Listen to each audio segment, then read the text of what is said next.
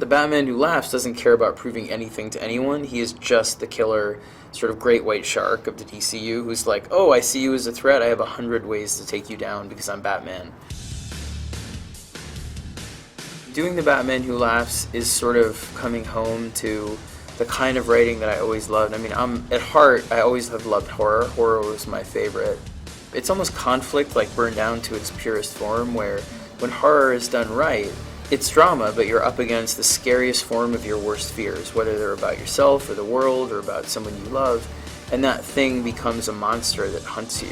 So for me, the Batman who laughs is exactly that thing. He is Bruce's worst nightmare come to life. If you haven't, been reading Metal and you don't know who Batman who laughs is, essentially there's a realm we created in Metal called the Dark Multiverse, where all of our worst fears and our hopes exist in material form. And so Batman's worst fear is that he will kill the Joker one day, he'll cross that line, and that the Joker's heart actually contains a toxin that will make whoever kills him the next Joker.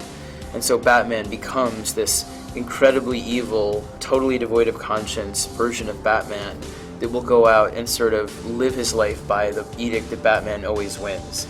And that means killing, torturing, murdering. He is the apex predator of the DCU because he is sort of has the most brilliant strategic mind of anyone that we have in our lineup, and yet he is absolutely devoid of morals. So he's terrifying to Bruce, and he's incredibly fun to write because I've always loved writing the Joker because the Joker is sort of, black evil, but the Joker has something to prove to Batman. The Batman who laughs doesn't care about proving anything to anyone. He is just the killer, sort of great white shark of the DCU who's like, oh, I see you as a threat. I have 100 ways to take you down because I'm Batman. Seeing that character take off when you're like, am I a sociopath for wanting to write this character, loving this character, is sort of like a dark, twisted joy. And what we're doing with the series, it really is one of my favorite things I've written, and going back to work with Jock is really personal to me. Jock was the first big superstar artist that took a chance on me with Black Mirror when I started on Detective Comics. I was no one, and Jock committed to a year of storytelling with me. I paid my own way to San Diego just to meet him, to ask him to do that series, because I knew he'd be right for it.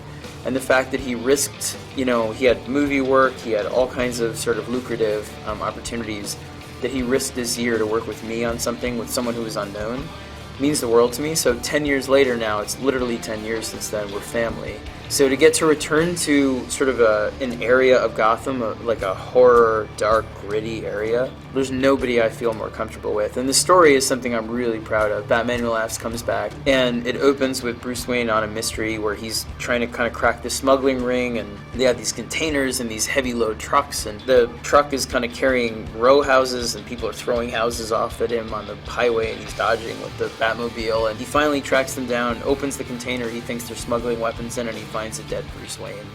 And he realizes this Bruce Wayne is 10 years older than him, has lived a totally different life, has been married to Catwoman, had a kid, and he has to autopsy this Bruce Wayne to start to uncover the clues of the fact that the Batman Who Laughs is not only back, but has a plan that is so evil and so dark and expansive that it could take down the entire DC universe. So it's a real exploration of kind of what makes Batman terrifying.